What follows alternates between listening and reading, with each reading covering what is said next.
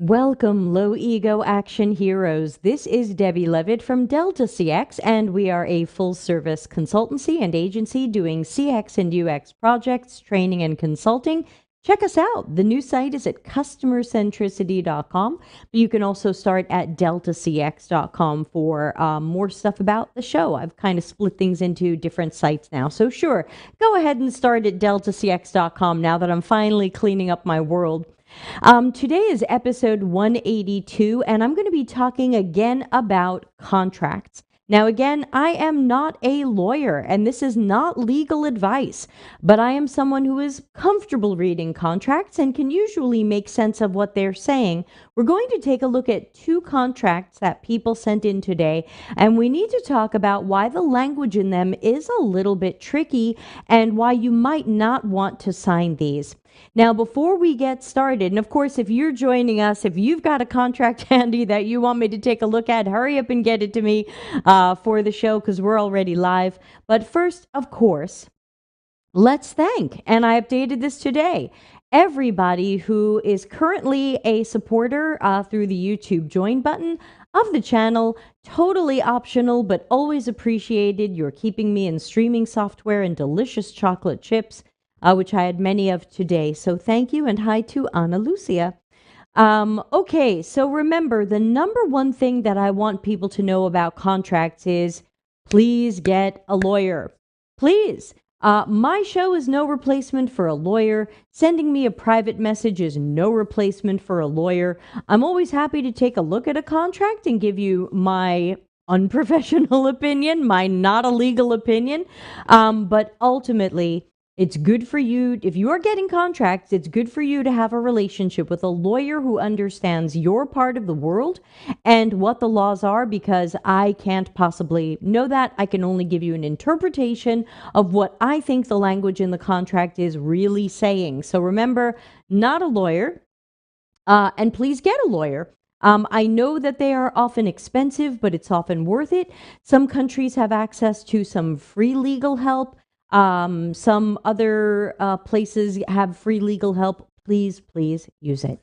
Okay, so I'm going to share my screen and we're going to talk about a few things that I got. This one was copied and pasted to me, so it's not the whole contract, but it's a piece of the contract, and let's talk about it. So, okay, great. There's me. There's the optional tip jar, the chat room, and the copy-pasted part of the contract that I want to talk about. So let's read this in slow motion and see what this is really saying. First, it says, the company reserves the right to, oh, hi, Malika, to 1, extend the period of probation, and 2, terminate employment at its sole discretion at any time during the probation period without providing any notice or payment in lieu thereof. Hi, Manuel. So let's talk about what this is really saying. First of all, let's talk about probation periods. They're common in some parts of the world. And basically what it means is you are being hired into a company, but there is a period of time during which I think either you can quit or they can fire you without even really having to have a reason. Hey, Ana Lucia, I recently had an issue. It was a lack of contract. They stole my ideas and research. Please cover your ass. Yeah, we've done a number of shows here on freelancing and contracting. Please come to YouTube.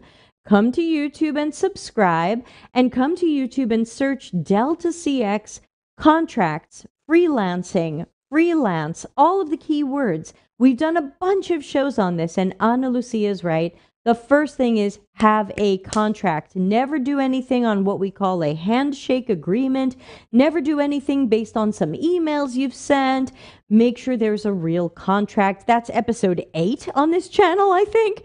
This goes back really far. Go look up the word Delta CX contracts, and please watch the other shows. So a probation period is usually 1 month, 3 months. It's a period of time in which they want to be able to fire you for any reason or no reason, versus some companies can't fire you without showing that they tried to talk to you and they tried to make it better and they tried and oh, finally we have to fire you.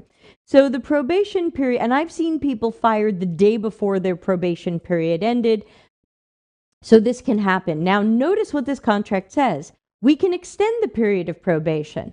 So this means you might think that after working there 3 months, you're safe. Your job is safe, and they can't just fire you for no reason. They would have to come up with a reason, or they would have to go through, if this is an American company, very often you have to do a lot of paperwork. You have to put people on a performance improvement plan in giant air quotes. You have to coach them and try to help them be a better worker. So here they're saying, hey, we can just extend your period of probation. You could technically work here a year, 2 years, 5 years, and never have any job security or safety because we want the right to fire you at any minute for any reason. So first of all, that's what this says. You decide if you're comfortable with that or not. You decide if you want to sign that or not. Would I sign that? Maybe. I don't believe any job is stable anymore. I mean, we've all been so laid off across the industry. So I don't think any job is stable anymore. So that probably wouldn't stop me from signing something, but it could stop you. And that's what's important. You want to make sure you understand it and you can make an informed decision about whether you're not signing this or you're negotiating it or you are signing it.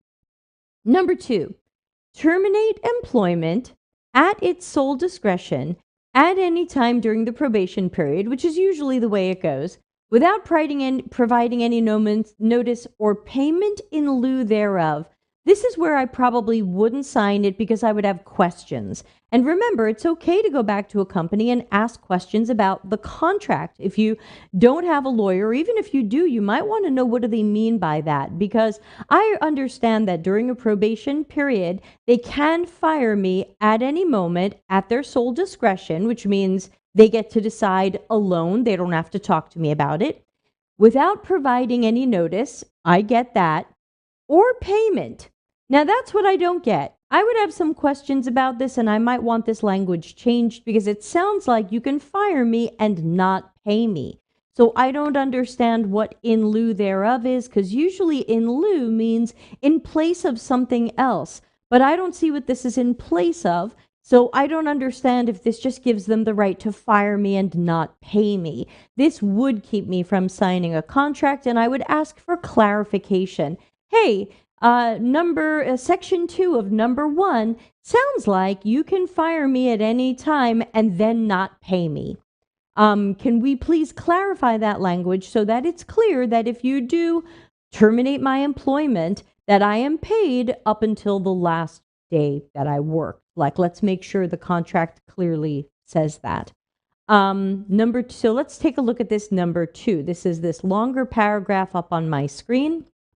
And first I'll read it, and then we'll walk through it in slow motion. If your employment is terminated by you or the company for any reasons, including misconduct or poor performance, within 1 year from the start date, the amount received as joining bonus shall be repayable as debt to the company. Did everyone get that? If the company is unable to recover the joining bonus amount from your salary or exit payments, you agree to repay the outstanding amount within 10 days of termination of employment. Upon failure to pay such an amount within the above timeframe, the company shall have the right to initiate legal proceedings against you for the recovery of such amount and any legal costs so incurred. All right, that was a lot of words, and some of them might have been clear and some of them might have been unclear. Remember that a contract is often written to be in a very high fancy language so that the average person can't easily make sense of it, which is a deceptive pattern. So let's start from the end of this, because the end of this isn't so bad. The end says, if you don't pay something you owe the company, so they're claiming you might have a debt to them, if you don't pay it in the amount of time that they're saying, the company has the right to initiate legal proceedings, which usually means sue you, for the recovery of the amount and any legal costs incurred, which means if we need a lawyer to take you to court and collect the money from you that you owe us, we might get the money and you have to pay for our lawyers.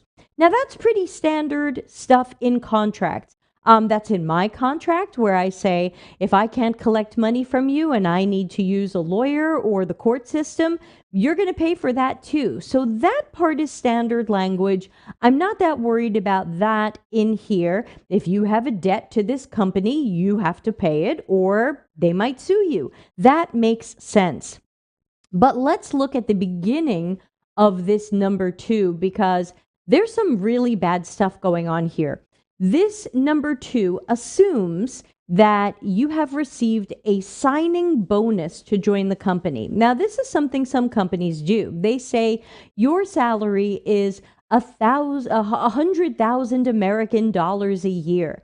But because we really want to win you over, we're going to give you a signing bonus. In your at the end of your first month with us, or at the end of your third month with us, or at the end of your whatever, or you get some of it this month and some of it this month. There's usually something in the contract that says when you get this signing bonus. Typically, the signing bonus is yours because it's meant to be an incentive for you to choose this job over other jobs that you might be considering or getting offers for. So it's meant to be kind of your gift. It's not totally a gift, it's still taxable money. But the idea is that you can get a little blob of money early in your time with this company as a bonus for them to thank you for choosing them and coming on board. It is usually something that you would keep, except in some really, odd situations. Notice what this says.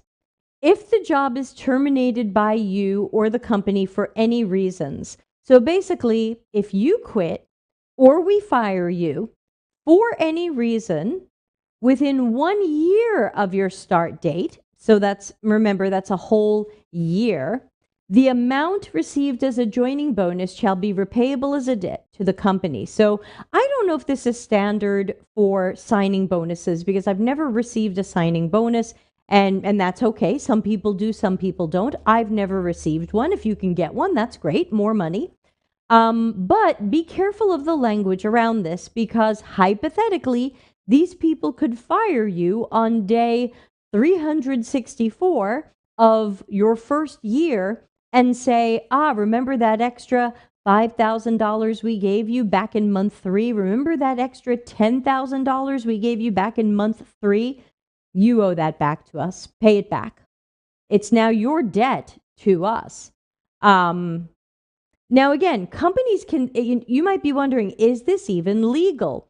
Pretty much anything you can put in a contract can be legal. It's not a question of is this legal or not. And then some people say it's not enforceable. You'll see that word thrown around a lot. Enforceable means someone thinks this can't be enforced. What does that mean? It means they don't think the company will be able to actually do this because the company won't bother or because you'll sue them and a court will stop them.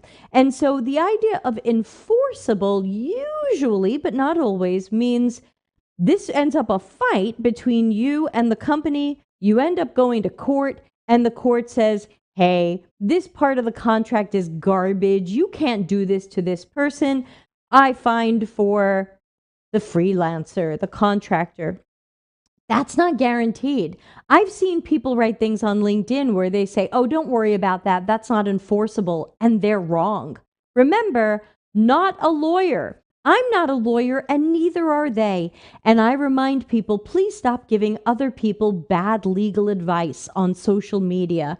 The reality is that even when you think something is not enforceable, going to court is very often a contest of who has the best lawyer.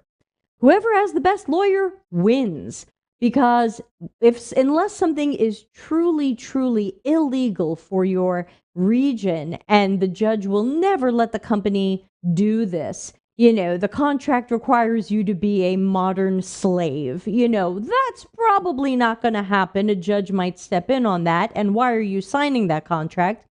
But ultimately, assume that everything in a contract that you sign is enforceable. It is the agreement between you and the company, and you are signing that contract saying, yes, I agree to this. So you would be saying, if you signed what's on my screen now, that you agree that if you are fired or quit in the first year, you have to give back the signing bonus. And again, you might say, that's fine. I'll just put it in a savings account in case this happens. And if that happens, I'll give it back. Or you might say, wait a minute, that I'm choosing this company and I'm turning down other jobs for these people. That signing bonus should be mine if I'm there 3 months, 6 months. That would be for you to negotiate with them. Hey, wait a minute. I am taking this startup bonus. You're paying it to me in month. I'm making this up. 3, I don't want to have to give it back to you a year later. You might try to negotiate with that, and you have to decide what's a deal breaker. Does anybody watching live have any questions about what they're seeing so far in the sample but real contract that someone from the community sent me? With great thanks to that person for sharing. Anybody have any questions? Because then I'll just quickly go through the next sentence and then we'll move to another contract someone sent me. Notice that in the next sentence, they say that after you quit or are fired, they recognize that you are probably going to be owed some last money, your last paycheck or something like that. They're going to take that signing bonus out of that. So if your last paycheck is $3,000 and you got a $5,000 bonus, your last paycheck is now 0 and you owe them $2,000. So, and that's why they'll be happy to take you to court for that, which again seems a little petty because of what a lawyer will charge, but they're saying, no, we'll win and you'll have to pay for our lawyer too. So, any questions? I know we're about 40 seconds lag for people watching YouTube. I'm curious if you have any questions or comments about what you're seeing. Otherwise, I will move to the another contract someone sent in.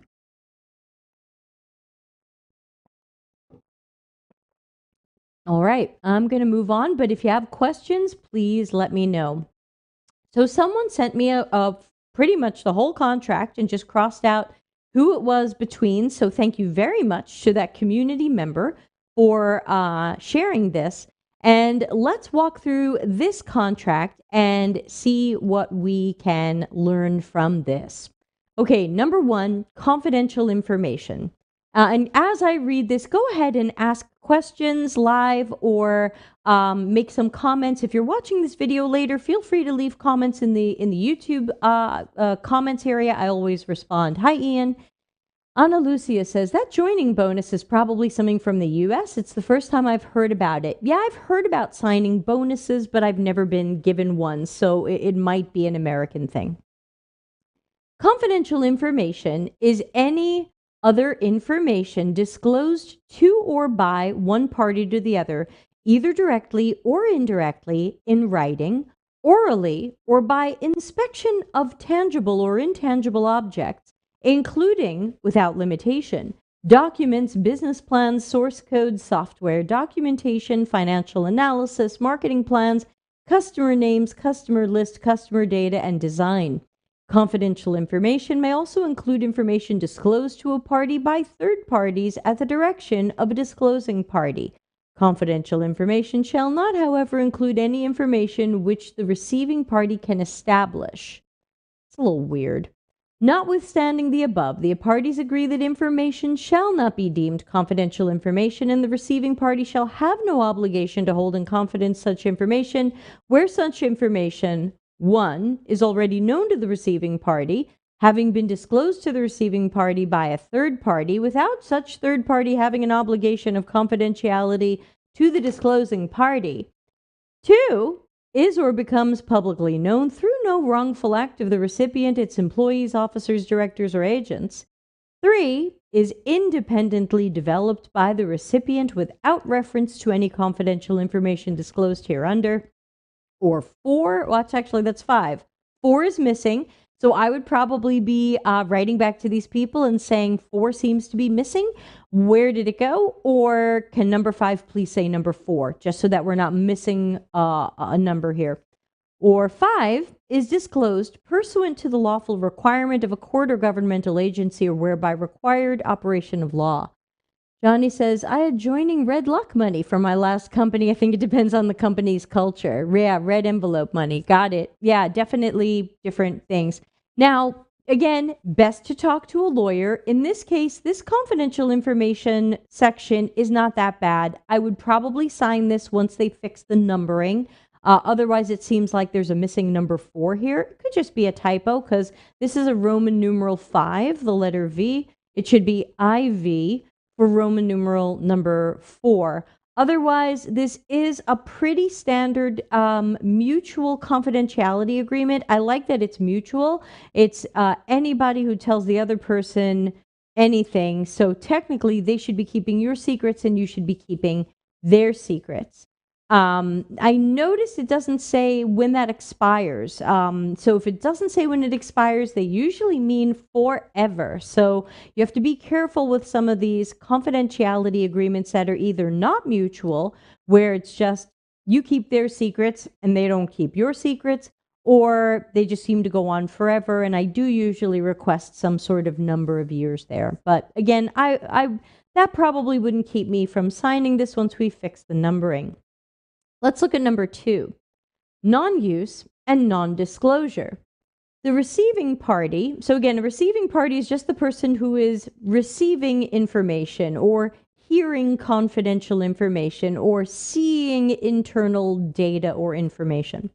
The receiving party agrees to not use any confidential information for any purpose except to evaluate and engage in discussions concerning a potential business relationship between the parties hereto. Receiving party agrees to not disclose any confidential information to third parties or to its employees, except to those employees who are required to have the information in order to evaluate or engage in discussions concerning the contemplated business relationship.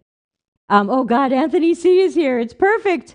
Let me finish reading this and then we'll take his question.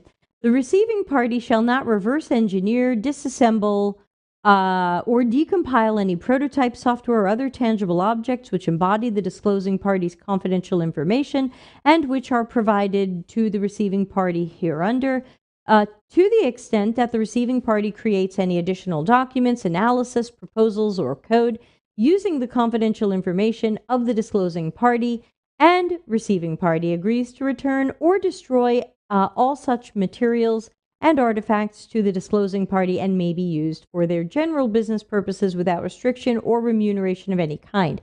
Anthony C., who is a real lawyer in the state of Pennsylvania, wants to know, was confidential information defined? I would say it was defined back here in number 1, since we had the usual stuff that talks about directly, indirectly, writing, oral inspection, documents, business plans, code, software, documentation, financial analysis, marketing plans, customer names, customer list, customer data, and design. I think that's pretty standard. I've rarely seen it defined more deeply than that. Sometimes the list has a couple of different things on it, depending upon what the company does. But I think that's a pretty standard list of what might be considered confidential information. And it also talks about these misnumbered things, which are not confidential because they are already known or were already revealed or things like that. So number 2, in my opinion, is not a deal breaker. I don't see anything here that makes me not want to sign it. Again, every contract is different. Don't say, well, I got a different contract and my number 2 is different, but Debbie thought number 2 was okay.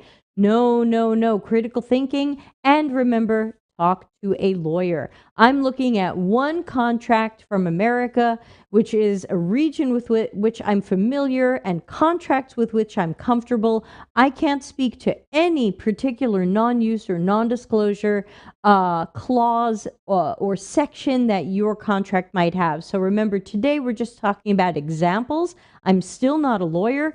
We're just talking about some things to look at because I know there's something tricky coming up in this contract and we are getting there. Number 3, non-competition. Let's zoom in. Okay, so it's here and then it's the last sentence on the first sentence on the next page.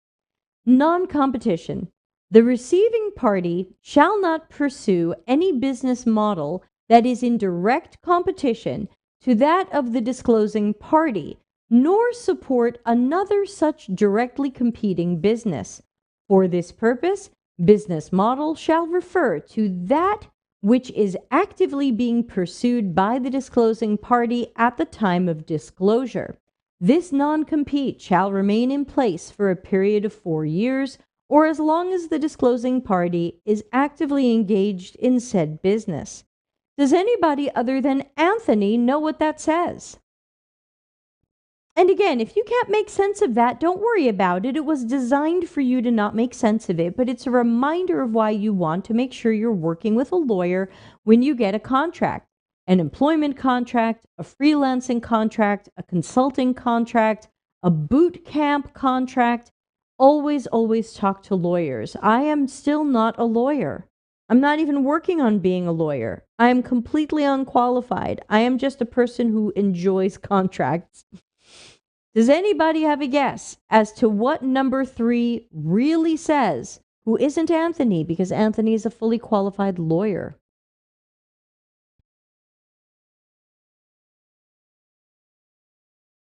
Ana Lucia says, pretty much it says you can't work with their competition within 4 years after signing that.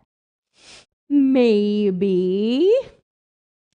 I know Anthony's like, I'm going to type it all and then I'm just going to press return. Go ahead, Anthony. If you want to talk about what this says, feel free. I'm going to talk about what this says as well. Ian says, I think it's a non-compete. Sure is. Non-competition over here gives away that it is a non-compete. But my question is, who are you possibly competing against? Ana Lucia says, it sounds like you can't work with their competition. Okay, but there's more here. Ana Lucia says, if you are working for banking, you can't work with banks for 4 years after working there? Yeah, you're getting closer. That's right. Now, while we get some comments from the audience on what you think this means, or what Anthony knows this means, let me remind you that sometimes someone like you will go back to the company and say, hey, wait a minute, I can't sign number 3. This isn't fair. I don't agree to this 4-year non-compete. And they might say, don't worry about it. Or we don't enforce it. Or it's standard business. Or this is just legal talk. They might try to downplay it and make you think you can sign it. Just don't worry about it. That is not the right answer, because if you should be worried about it and you should be speaking to a lawyer. But if you go back to a company and you say, I'm concerned about this clause, and their answer is some flavor of don't worry about it, or it's just standard, it doesn't have to be. Remember, contracts are custom written by lawyers. My contract doesn't look like this contract. I had a lawyer write one for me. Sure, it's got a lot of standard American language in it, but my contract doesn't say this. So let's see what some people are writing. Johnny says, I had a non-compete too. Shweta says, my head spins from trying to understand that language. Yeah, that's the point. Udipta says, can't open your own company in that area? Yep. Johnny says, my company gave me a list of companies. Ian says, oh, setting up a new company? Johnny says, if they don't pay you, it's invalid. We don't know that. This could absolutely be valid, especially if you sign it. If you sign it, why would it be invalid? And who would decide it's invalid? It would take a judge. That means you're going to court. So be very careful about these things. Let's walk through this clause in slow motion, because this is the one that I wanted everybody to see here. The receiving party, let's imagine you're the receiving party and you're going to work for the disclosing party. So you're the receiving party. I'll just say you, and I'll call the disclosing company your employer. Let's just replace those words so this feels a little more comfortable. Anthony says, I'm here solely as a UXer, but yeesh, this is a bad one. Non-competes should not be slipped into NDAs, 2 very different concepts. Yeah, I think this is definitely designed to deceive. Okay, so let's read this out by saying you for the receiving party and your employer for the disclosing party, so it starts to make a little bit more sense. You shall not pursue any business model that is in direct competition to that of the employer. Let's just start there. You cannot have or do business that competes with your employer. Now you might say, well, this employer is a bank. When am I going to be a bank? Well, how will they interpret this? If you go work for another bank, a competing bank, will they say, hold on there, little doggy. You are pursuing something in competition to our business. Will they do that? I don't know. Is that fair? I don't know. Can they get away with it? I don't know. The way this is written, and the worst thing you can sign is a vague contract. The way this is written, that seems possible. We just have to worry about the possible, because when it comes to legalese and contracts and things like that, we have to worry about possible outcomes. We don't know what's going to happen. Johnny says the local law here is like that. The company would have to pay a third of my salary each month if they stopped paying me 3 months straight or inform me it's over. Interesting. I'm glad that where you live, you are a little bit protected from these things. Ana Lucia says, what does it mean pursue? It's just setting up a new business or working for their competition or both? Yeah, again, that means this contract is vague. What do they mean by pursue a business model? Now, later they say a business model is what's actively being pursued by the employer. So they're saying you won't pursue any type of work similar to their type of work. Will they interpret that as going to work for their competitor? I don't know. But here's the interesting thing. The person who sent me this contract was not in a relationship where they were going to be a freelancer working for a bank and they were thinking, oh, I'm never going to be a bank. This might be okay. Anthony says business model is also very vague. Is some other SaaS product a direct competitor? Yes, I do think this is purposefully vague. But listen to this. The person who sent this to me was a UX freelancer, and the disclosing party, who's the company that was going to hire them, was a UX agency. Chew on that for a moment.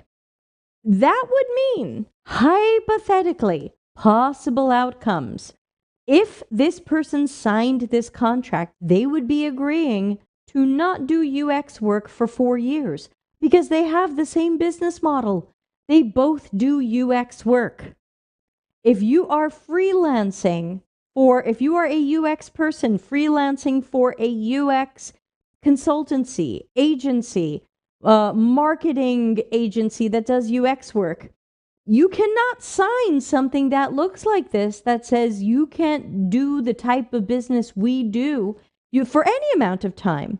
That would mean you can't do that work. Now, again, this does need the language cleaned up. Anthony's right. This is too vague. I wouldn't sign this the way it is. But I definitely wouldn't sign it if it says that I can't do my own job for the next 4 years. Shweta says, I will also add, please don't cave into pressure by recruiters to sign. They will ask you to sign the same day as they give you the offer. You can ask for more time. This is what takes the time. Udipta says, oof. Ana Lucia says, wait, that person couldn't be a UXer for 4 years? That's bonkers. Exactly. So remember, there's sneaky stuff in contracts. So what does my contract say? My contract says, please don't steal my clients. That's about it for non-compete. My contract, I think, says 2 things. Please don't steal my clients. And please don't take proprietary things that I've created and invented and pass them off as your own. You can't be like, customers know you suck by Ana Lucia Coimbra. Please don't take things that I've invented and put your name on them. Please don't take my proprietary stuff and put your name on it. If you're going to use my stuff, please credit me. That's about as far as I go. Please don't please don't use derivatives of my stuff without my approval. Like, don't create your own training course on customers know you suck without me being involved in that and probably me getting paid. So that's about the extent of the non-compete that I put into my contracts with the people who work or freelance for me. Those are the key things that I'm concerned about. I'm not concerned about them being able to do work in this town again. So again, be careful, because I find that many of you, it's very cognitive load to read these contracts and to try to make sense of them. And I find that many of you will say things to me like, I got this contract, it says this thing, it's probably okay, I think I'll sign it. I go, well, just show it to me. They show it to me and I say, I don't think I would sign that. And they say, no, it's probably okay. And I go, probably? What if it's not okay? Are you sure you want to sign something and then learn later it wasn't okay? Please, everybody, please don't get lazy about these things. This is how people end up in financial trouble. This is how people end up in work trouble. This is how people end up with lawyers on their case. Literally, Udipta says, question, don't we receive a contract after verbally agreeing to a job offer? And in that case, how are we supposed to negotiate the clauses? Is the solution to this to accept multiple verbal offers? Remember that the acceptance of a verbal offer is usually not a legal agreement to absolutely work there under any circumstances, no matter what the contract says. Usually what I recommend to people is if somebody says, hey, we want to offer you X dollars to come work at our company, do you accept our offer? I say, yes. And if they say, well, sign this thing that says you accept the offer, I say, well, then send me the contract. I don't want to sign anything that says I've accepted anything until I see what I'm agreeing to. Now, if it's just a verbal thing and they don't ask me to sign, if they say, do you accept our offer? I say, yes, if we can work out the contract. I accept your offer. Please send me a contract. If we can work out the contract, I'll absolutely be working there. But I don't stop interviewing, because you never know what's going to happen. I've had things fall apart during those contract negotiations. I have had some weird contracts sent to me, and most of them ended up okay because we talked it out. But I don't tell the other companies no, and I don't stop interviewing until I have a contract that I'm happy with, I've signed it, and they've signed it. That's it. I don't go by their verbal thing. So if they say, hey, we love you, you're our top candidate, we're going to make you an offer this week, do not tell other companies no. Do not stop interviewing. You never know what will happen. I've seen it all. So even if I give someone a verbal offer, I say, yes, pursuant is the proper term. Yes, assuming that we can agree on a good contract and we both end up signing that contract. So you should be okay with a verbal yes. Just make sure they know that it's yes, as long as I see your contract. And if they say, well, sign this letter, this offer letter, I won't sign an offer letter unless the offer letter says that I'm not agreeing to work there until the contract is countersigned, which means everybody has signed it, signed and countersigned, because I don't want to agree to something that I haven't seen yet. I don't want to sign swearing I will come work there if I haven't even seen these crappy contracts. Ana Lucia says, the other day I was talking to a few friends and joked around saying legal and financial jargon is anti-UX. How can we make this less understandable and less user-friendly? For sure, and that is on purpose.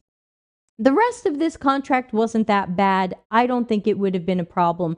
But this is definitely a deal breaker right here. I won't sign this contract. Now, I don't just go to a company and say, well, that's it, you suck, I'm not signing your contract. Typically, this is where you have a sort of negotiation. This is where it becomes a discussion. So I will say, hey, I've read your contract. Here's the problems with number one. It's misnumbered. It looks like you left something out. So please fix the numbering or tell me what you left out. And number two, I'm concerned about this. Can we clean up the language here? Number three, this needs to be removed or heavily cleaned up. And so This is a conversation. Now, if they say, sorry, this is the contract we give everybody and you have to sign it too, then I say, okay, thank you. I won't be working there. And so I will walk away. Now, again, in a down economy, when people feel desperate, they might say, look, what's the worst that can happen? I'll just sign this thing. What's the worst that can happen is you just sign something that says, I will not work in my own industry for 4 years after I work here, and I agree to take no money for that exclusivity. I mean, if you want me to not work in my own industry for 4 years after I work with you, then you need to pay me 4x what my company brought in last year. If you want to give me that, then I'll pursue something different for 4 years. Sure, go ahead. But since we also know resume gaps can hurt you, I need more than 4x. I need 10x. So yeah, if you'd like to give me 10 times what my business made last year, I will happily agree to stop working in my own industry and sacrifice my career and absolutely kill my career just for you, just for your shitty freelance project. Said no one ever, but unfortunately people sign these things because they don't understand them. It's very easy to end up in a very bad situation. But let's also talk quickly about what Ana Lucia said. And we've done shows on this. Our show almost exactly a year ago had my uncle on it. He's a lawyer. He talked about the importance of having contracts. Episode, 8? Was about contracts. We've talked about being a freelancer and starting your own company. So we've got multiple episodes on this. Just search YouTube for some keywords with Delta CX on there. You'll find all of these shows. But let's talk about some of the danger of not having a contract. So there's a couple of key things that can happen when you don't have a contract, when it's just, hey, I'm going to work on your website. You're going to pay me. It's all going to be okay. There's 2 key places where this can hurt you. Now, there's multiple places where this can hurt you, but let's talk about the 2 biggest ones. Number 1, what happens when one of you wants to end the relationship? Hey, it was a 4-month project. We're 2 months in. We don't want to work with you anymore. Or our budget got cut. Or, hey, the economy's hit us hard. We don't like you. Whatever. We don't want to work with you anymore. Can they stop working with you? Can they end the project? Do they owe you money? Do they owe you money for the work you've done? Do they owe you money for the work you didn't do because you put that time aside for them and maybe said no to other projects? Your contract would say that. Without your contract, there's no rules here. The contract is the rules of the game. The contract is the rules that we agree to, my company and your company, or me as an individual and your company. So if you have something you've signed about the rules of the game, then we know what happens. My contract is very clear about what happens if they want to stop working with me. My contract is very clear about what happens if I want to stop working with them. There's no questions about what happens at that time.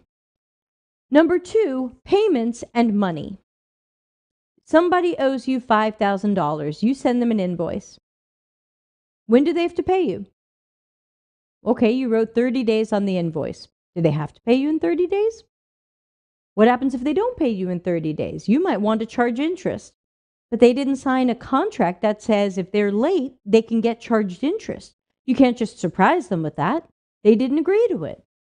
Everybody has to agree to the rules of the game. The contract should say all of these things. And that way you know when you're getting paid, how you're getting paid. As we talk about in episode 8 or whatever it was, my internet's blipping, excuse me. Having a blip. I think I'm on Soren. Does Soren look okay? Is Soren blinking?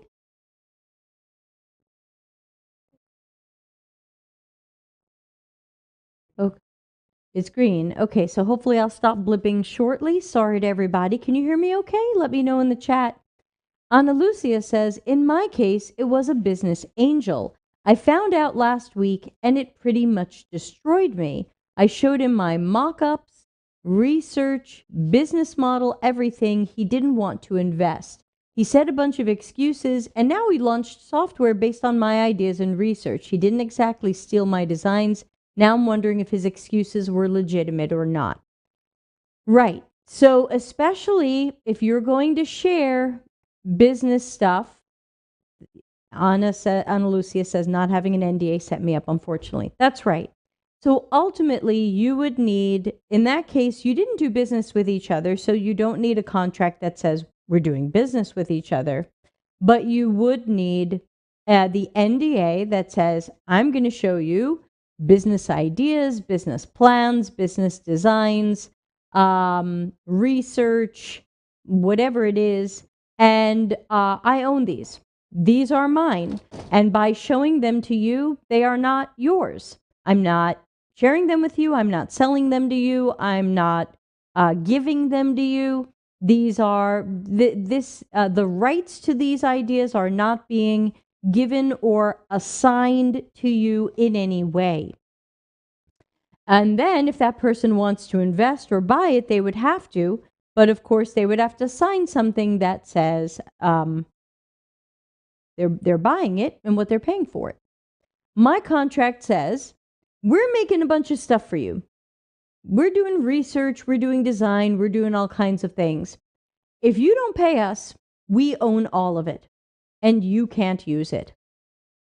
Now, of course, it would probably take me going to court to stop them from using it, but it is a sneaky little thing in my contract where if somebody decides, ha, you gave me some stuff and I'm not going to pay you, the contract literally says that the ownership and the rights to the work that we do is not yours until you've paid us in full. Once you've paid us in full, you own it. We did the work for you. The work is yours. If you don't pay us in full, the work is not yours. We own it. Now, again, you need a lawyer to create a contract for whatever is your region. I can't speak to what a contract should say in Portugal, Germany, China, Taiwan, anywhere. I can only say that I have some familiarity with American contracts, but I am not a lawyer. I'm just someone who's been in business for decades and I've seen a lot of contracts, so I'm comfortable with them. Johnny said, have you had an international contract? How do you make sure you get paid? It seems difficult to make it legally binding when it goes across the world. Yeah. We talked about that on the episode last year with my uncle. I want to say it was like episode 138, but I don't remember. Maybe look up Delta CX lawyer because he's a lawyer. But we talked about how that is hard. So one of the things that I do to protect myself with all of my clients, no matter what country they're from, is I make sure that they give me some money up front, and I make sure that they are required to pay me monthly. I think a lot of people make mistakes when they say, oh, you can just pay me when I'm done. Or I'll start now, and I'll invoice you in a few weeks, and then blah, blah, blah. Don't start the project without some money in your hand. That way, if this person cancels on you or flakes on you or disappears or cuts the project, even if you end up losing some money, you won't lose as much. So we are typically asking our clients for 30 to 50% of the project price when they sign the contract. We typically get that money through a credit card payment, but more often we get it through a bank-to-bank transfer. In America, these are expensive and slow, and in the rest of the world, these are pretty common and they're faster and they cost a lot less. I am using wise.com, hashtag not sponsored, for a lot of my stuff because their fees are much lower than I've been paying with my American bank. So I've been really enjoying Wise. I also have been playing around with Stripe, not sponsored, invoicing some people with Stripe. If they pay with a bank transfer, Stripe takes $1. I mean, you can't complain about that. Now, when I get paid with a credit card, very often I lose 3 to 4%. And that's a lot of money. but I'm losing it because I want to make sure that the money comes in. The downside is that if you have a really weirdo client, they can try to fight that credit card charge later. So the bank payments are the best when you can get them. Ana Lucia says, well, I decided I'm going to use that research on my portfolio. I don't care. I was keeping it secret because it was my original idea. Maybe I could use it someday. Maybe having my own company, but now I don't care. If someone uses it to be as competition, go ahead. There's nothing stopping me from divulging the ideas. That's right. These are your ideas, and you can go ahead and make this product and compete against him. You can give the idea to someone else. You can sell it to someone else. You can look for other investors. But again, the NDA is the way to go. When I worked with a lot of startups in Silicon Valley, nobody would talk to me about anything without an NDA. And so I have this very fair mutual NDA. I keep your secrets, you keep mine, and we just sign them all the time. A slight variation of it is the NDA that many of you sign when you do coaching with me. That way, you know if we do some coaching, I keep your secrets and you keep mine. If you're interested in my coaching, you can find it at Delta CX. Let's see, I just put up a new page for coaching. Yeah, you can go to deltacx.com and click coaching at the top. I finally cleaned up a couple of those pages, and the buttons go to the right place now. Yes. Because I believe in good contracts and good paperwork, and I believe in starting relationships with agreement. We both signed this, or we signed this thing, or you signed a thing that I made. We agree on this. These are the rules of the game. Some years ago, I had someone, not from the community, someone I know from LinkedIn, come to me, and they were in a panic. They had done some freelance work for someone. They had no contract. And for some unknown reason, they were using their mother's bank account to receive the money, which the client knew. And the client at one point decided, actually, no, the freelancer got sick of the client being abusive and decided to quit and figured, yeah, I'll just quit. I'll just stop working with this guy. He can have the work that I've done. I'll keep the money he's given me. We can all say goodbye. Now, of course, that's what would happen in a reasonable relationship. But this guy wasn't reasonable. If he were reasonable, she probably wouldn't have been quitting. He started sending her threatening messages that he was going to sue her and sue her mother to get all of his money back, and that her work wasn't very good anyway, so he demanded a complete refund of all of it. She panicked. She had no contract. She had nothing to protect her from this sort of behavior.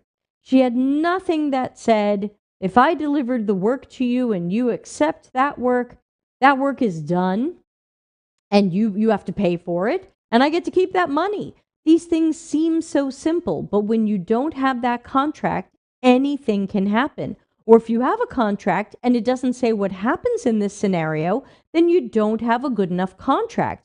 My message today isn't to have any old contract. My message is you need a great contract. And when people send you these contracts, read them. And if something seems not right, it's probably not right. But make sure you're talking to a lawyer in your area who understands employment law, if this is a job, or business or freelancers law for wherever you are. Make sure you're talking to the right lawyer. I don't know if Anthony's still here, if there's anything he wants to add to that. Or again, even though I'm not a lawyer, if anybody has questions, I'll do my best to try to answer them. But again, not a lawyer. Just somebody trying to remind everybody to make better decisions to save yourself, save your future self. A good contract is an insurance policy against mistakes, against panic, against somebody suing you without a good reason, against somebody claiming they need a refund of everything they've ever paid you. The good contract saves you from all of these things. It's not enough for someone to just email you, hey, I want to hire you, and you write back, yeah, that's $2,000, and they write back, cool, let's do it, and you go, yeah, good. Contracts, clap, clap, clap. You've got to have them. Honey, contract. Oh, he's not here. Contracts. You got to have them.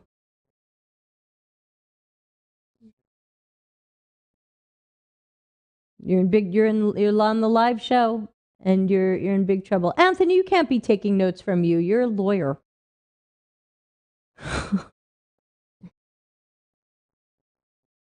That's right. Please do. These are conversations we have at home. You know, Pier Mario is a small business dude. He hasn't always been working with contracts. He often works with friends and family, but relationships and conversations with friends and family can go wrong. Yes, have a contract with work you're doing for friends and family. It may seem over formal. You can giggle about it. Ah ha ha, paperwork. Do it anyway. Ana Lucia says, sometimes we're naive. I like to believe in people, that there are good people, and an investor would keep the ideas a secret even without an NDA, but we can't trust just like that. No, I'm sorry, we can't. This is business. We just can't. You know, we're already assuming the best in people when we send them an NDA. It's still a matter of trust. If someone breaches an NDA, it's not like money shows up in your bank account and the world is right. You would have to sue that person, which is time and money and lawyers. You would still have to pursue this. So none of this is automatic. It still is very much the honor system. The difference is between having a lock on your door and no lock on your door. The contract is the lock on your door. It doesn't guarantee that nobody's going to break in, but it's a reminder that you kind of didn't want them to, and you all agreed that they were going to stay out.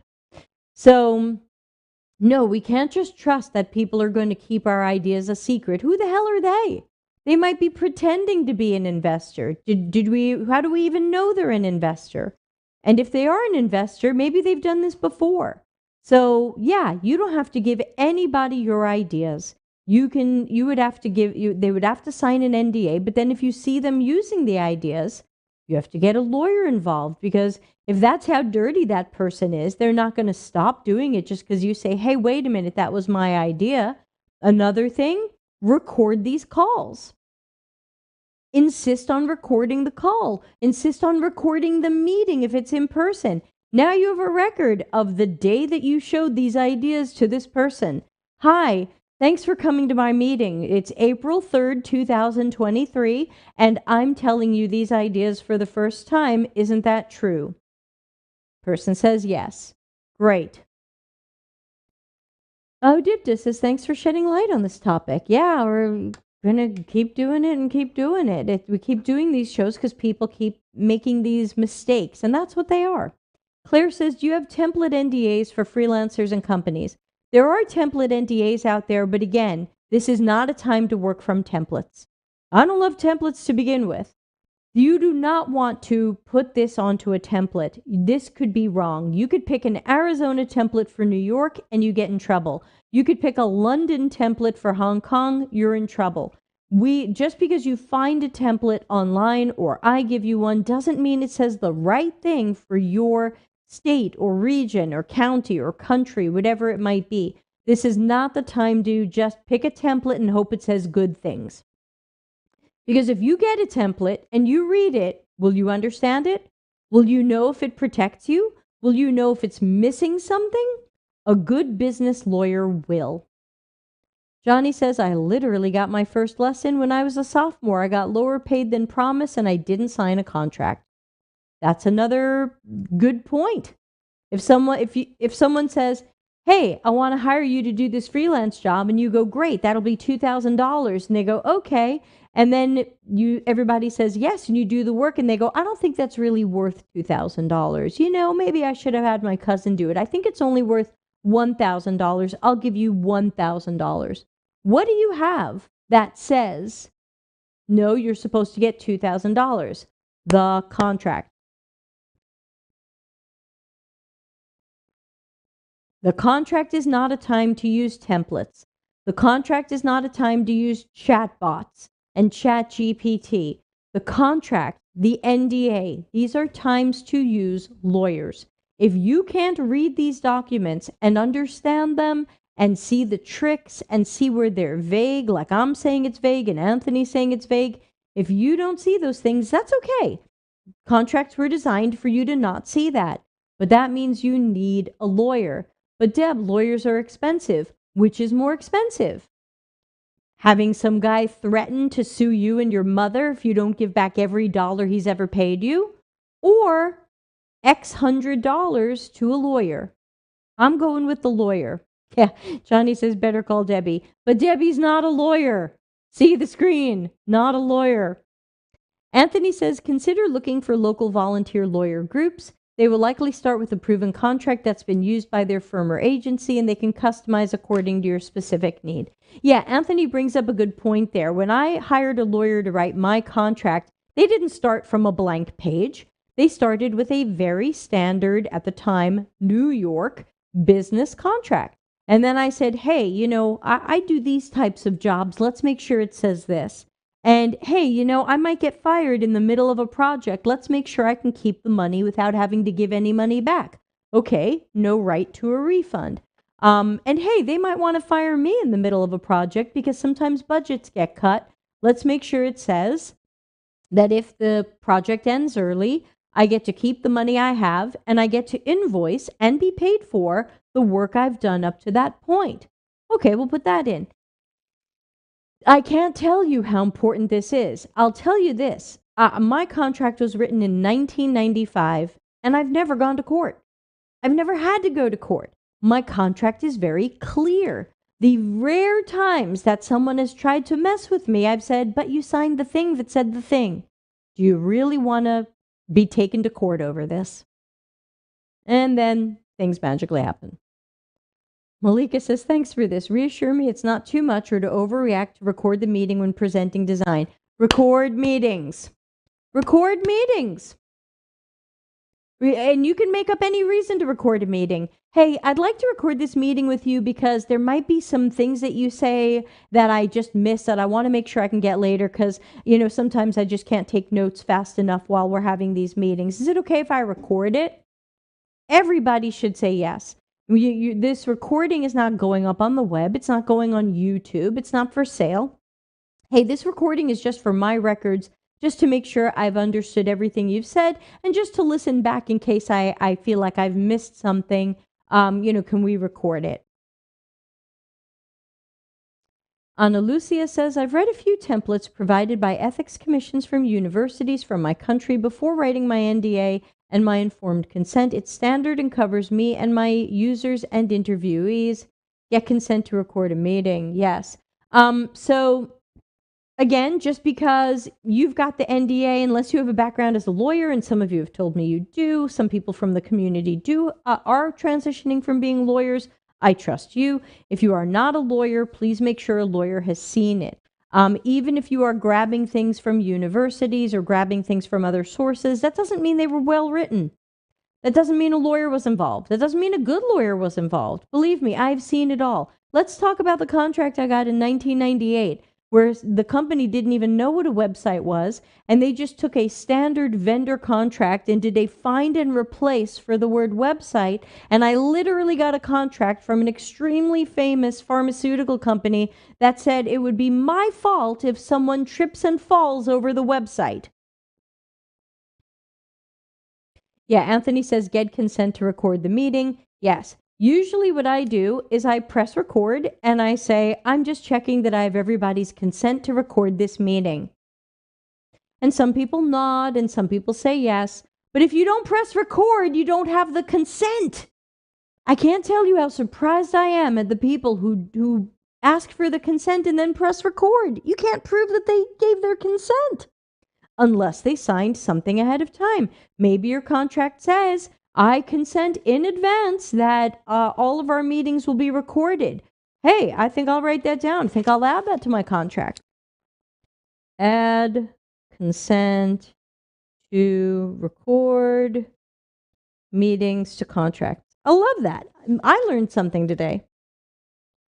Usually I just say that. Now I'm just going to put in the contract. You consent in advance to audio and or video recording of meetings. Now, obviously, I need to write that in a much more legal way, but you know what I'm saying. Yes, do not record anybody without their consent. That's usually not legal or appropriate. But yes, I like to press record and then say, just checking I have everybody's consent to record this meeting. It also helps nowadays that pretty much all of the systems we use, when you press record, like Google Meet and Zoom, they say, this call is being recorded, or this meeting is now being recorded, or a thing pops up and says, this is being recorded, click got it. So, so people will know, and that would be the chance for someone to be like, whoa, wait a minute, I don't want to be recorded, or, whatever the case may be. But yes, record. Another thing that I usually do, I used to do this more when I did website work. I do it less now that it's UX work because it's a different type of work. But I used to have people sign off on everything that I did. Okay, we're giving you this website design. If you approve of it, please sign this thing, or e-sign, this thing. Please send me an email that says, I approve of design 2.1b. And they'd write back, I approve of design 2.1b. Thank you. I also make sure that we get in writing or email any changes to the contract. If someone says, oh, Deb, I know that you're going to interview 20 people, but we just realized we have a whole other target audience we forgot to talk about. You probably have to interview 10 more people. Great. Let me revise our project plan and increase the price. And here is an addendum from me that says you agree that we're going to do this extra work and we're going to get paid this extra money. And here's when I'm going to invoice you for that. And here's when it's due. Please sign this. And if they go, no, we don't need to sign it, we're good. No, sign it. My contract says in 3 places, if the contract doesn't say, if the contract or an addendum doesn't say we're doing this work, we're not doing the work. Anna says, I validated my stuff, no worries. They're based in templates provided by the National Institute for Industrial Property, or Intellectual Property, maybe. Actual stuff from the Department of Justice. Okay, hopefully.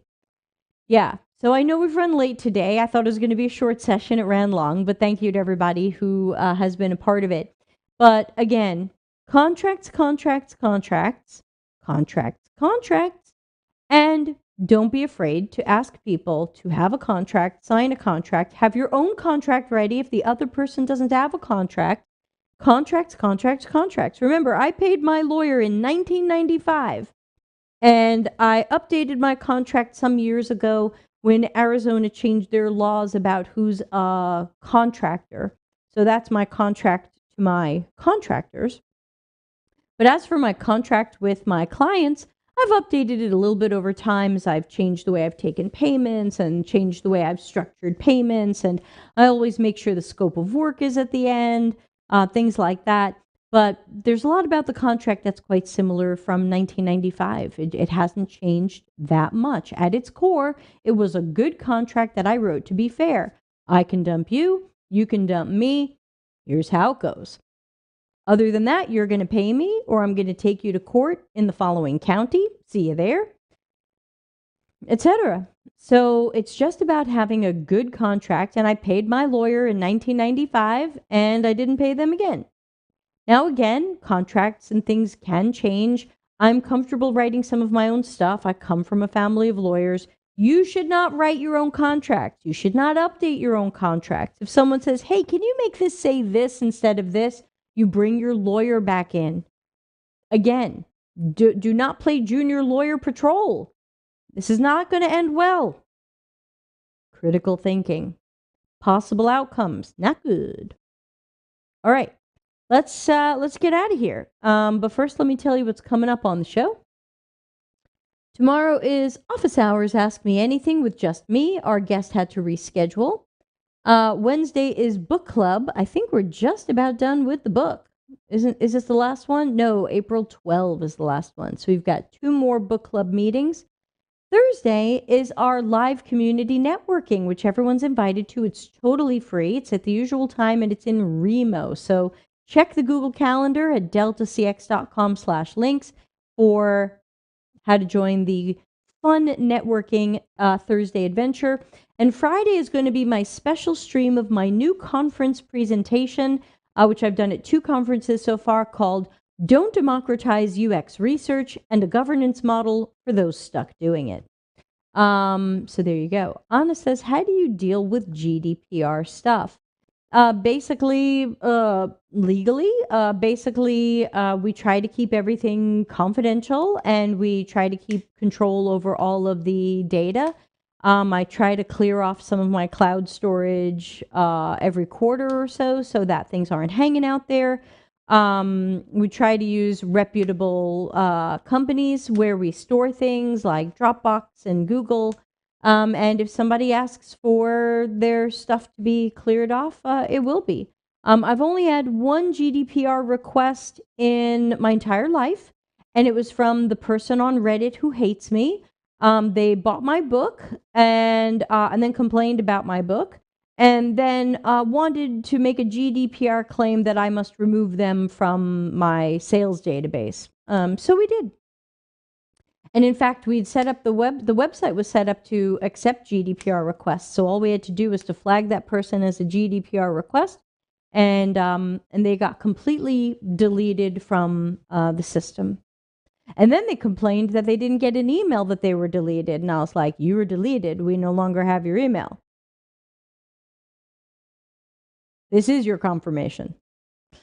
They just wanted to make trouble. They need a new hobby. I don't want to be your hobby. So yeah, for GDPR stuff, I mean, ultimately the privacy, ethics, everything you can do related to privacy and ethics, you've got to do it. And if somebody says, get that stuff out of there, then you have to do it. But again, I've only had one claim. We ask our clients to download the stuff we put on the cloud because we're going to clear it off, every quarter or so, so that it's not hanging out there. The best I can do for GDPR. Short of someone, making a request. But as I've said, we've only had one, and that was get me out of your book sale database. I guess they bought the book and didn't want anyone to know it happened. I don't even know what that means. I think they thought it was going to be hard for me, and they didn't know I had to click one button because it's built into like WooCommerce. So it's like, oh, that person? For sure. They hate me, and it's mutual. Bing. All right, so I hope to see everybody. We're doing something every day this week, so I hope to see a lot of everybody. I know for some people it's a holiday break. You might not be watching the show. You might be watching the archives and the recordings later, so hello in the future. And if you have any questions, as always, please leave comments under the YouTube video. I will always respond to those. I cannot respond to comments under LinkedIn videos. LinkedIn it's broken. It just doesn't work. So thanks to everybody for coming, especially a real lawyer, Anthony. And good luck to everybody, and I will catch you soon. Bye. Customer centricity as business intelligence. Visit deltacx.com to learn why we are